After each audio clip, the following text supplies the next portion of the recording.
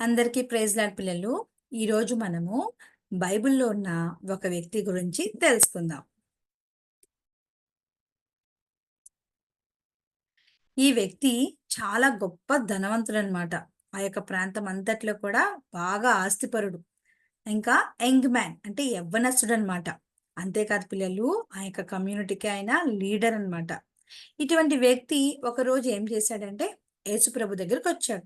వచ్చి, "బోధకుడా, నేను నిత్యరాజ్యము చేరాలంటే నేనే మంచి కార్యం చేయాలి?" అని అడిగాడు. చూసారా ఏమని సంబోధించాడు ఆ వ్యక్తి? బోధకుడా అని పిలిచాడు యేసుప్రభుని. ఆ దినాల్లో ఎక్కువగా యేసుప్రభుని బోధకుడా అని పిలిచేవారనమాట. అంటే బోధించేవాడా అని అర్థం. హ్మ్. సో, ఇలాగా మరి ఈ యొక్క యవ్వనస్తుడు యేసుప్రభుని అడుగుతా వచ్చాడు. అప్పుడు యేసుప్రభు చెప్పారు, "మంచి కార్యం కోసం నన్నెందుకు అడుగుచున్నావు? దేవుడొక్కడే మంచివాడు. ఆయన చెప్పినవి చేస్తేనే అది మంచి. కనుక ఆయన ఆజ్ఞలన్నిటిని నువ్వు పాటించు" అని చెప్పాడు. అప్పుడు ఆ యవ్వనస్తుడు, "ఏ ఆజ్ఞలు?" అని అడిగాడనమాట. అప్పుడు యేసుప్రభు చెప్తున్నారనమాట. "నరహత్య చేయవద్దు, దొంగలించవద్దు, వ్యభిచారం చేయవద్దు, అబద్ధ సాక్ష్యం పలకకూడదు, అబద్ధాలాడవద్దు. ఇంకా మనకు తెలుసు కదా పిల్లలు, నీ తల్లిదండ్రుల్ని సన్మానించు, ఇంక నీ పొరుగువాన్ని ప్రేమించు" అని చెప్పి యేసుప్రభు ఆ యవ్వనస్తుడికి బోధిస్తా వచ్చాడనమాట. అప్పుడు ఆ యవ్వనస్తుడు, "ఇవన్నీ నేను ఆల్రెడీ ఫాలో చేస్తున్నాను. ఇవన్నీ నేను కూడా పాటిస్తున్నాను. ఇంకా మరి పరలోకానికెళ్ళడానికి నాకేమైనా కొదువుందా?" అని అడిగాడనమాట. అప్పుడు వెంటనే యేసుప్రభు అన్నాడనమాట, "ఆ! Very good. మంచిగా అన్నీ ఫాలో అవుతున్నావు కదా! Very good.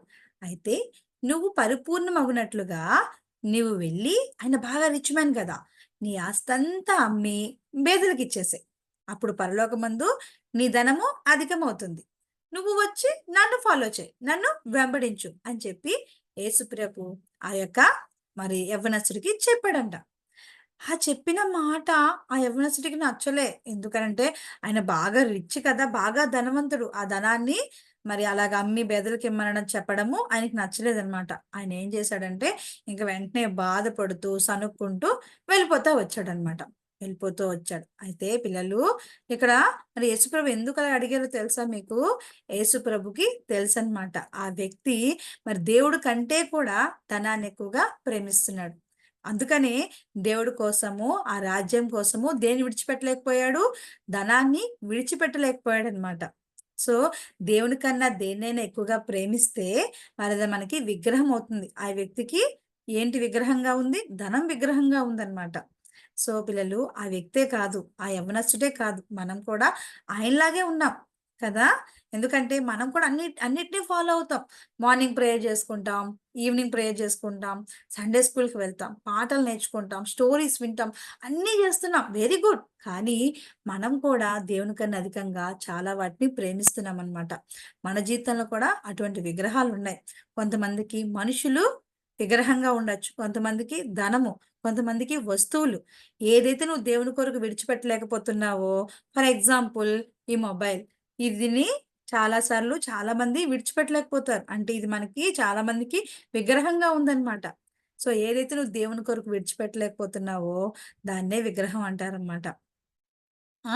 సో, అలాంటప్పుడు మనం దేవుని రాజ్యం చేరుకోగలమా పిల్లలు? చేరుకోలేం కదా! కనుక మనమేం చేయాలి తెలుసా పిల్లలు? యేసుప్రభా, నువ్వంటే నాకు చాలా ఇష్టం. నేను నిన్ను వెంబడిస్తాను. నువ్వు నాతోనే ఉండు. నువ్వు లేక నేను లేను అని మాట్లాడుతా ఉంటాం కదా! మన మాటలు క్రియల్లో చూపించాలి. యేసయ్యా, మరి నాలో ఏదైనా విగ్రహం ఉందా? నేను నీకన్నా ఎక్కువగా దేన్నైనా ప్రేమిస్తున్నానా? ఆ రిచ్ మ్యాన్ అయితే ఆ ధనాన్ని విడిచిపెట్టలేకపోయాడు. కానీ నేనైతే విడిచిపెడతాను ప్రభా! నేను విడిచిపెట్టడానికి నాకు సహాయం చేయి ప్రభా! అని చెప్పి మనము యేసుప్రభుని అడిగేవారిగా ఉండాలా? అంతేకాదు, నువ్వు నిజంగా యేసయ్యని ప్రేమిస్తే నీకిష్టమైన వాటిని దేవుడు అడిగినప్పుడు వాటిని విడిచిపెట్టి యేసయ్య కోసం వచ్చేవారిగా ఉండాలన్నమాట. పిల్లలు, ఒక్కసారి మిమ్మల్ని మీరే పరీక్షించుకోండి. నా జీవితంలో ఏదైనా ఉందా యేసయ్య? నీకన్నా ఎక్కువగా నేనేమైనా ప్రేమిస్తున్నానా? అని చెప్పి యేసయ్యకి చూపించమని అడగండి. అప్పుడు యేసయ్య మనకు చూపిస్తాడు. అప్పుడు దాని నుంచి విడిపించబడ్డానికి కూడా యేసయ్య సహాయం చేస్తాడు. అర్థమైందా పిల్లలు? అయితే మనమేం చేయాలా? పూర్ణ హృదయంతో, సంపూర్ణంగా హార్ట్‌ఫుల్‌గా యేసయ్యని మనము ప్రేమించాలనమాట. సో, ఈరోజు యొక్క మెమరీ వర్స్ ఏంటి? నీ పూర్ణ హృదయంతోను, నీ పూర్ణ ఆత్మతోను, నీ పూర్ణ మనసుతోను నీ దేవుడైన ప్రభువును ప్రేమింపవలెను. మత్తయి 22:37. Matthew 22:37. Jesus replied, "Love the Lord your God with all your heart and with all your soul and with all your mind."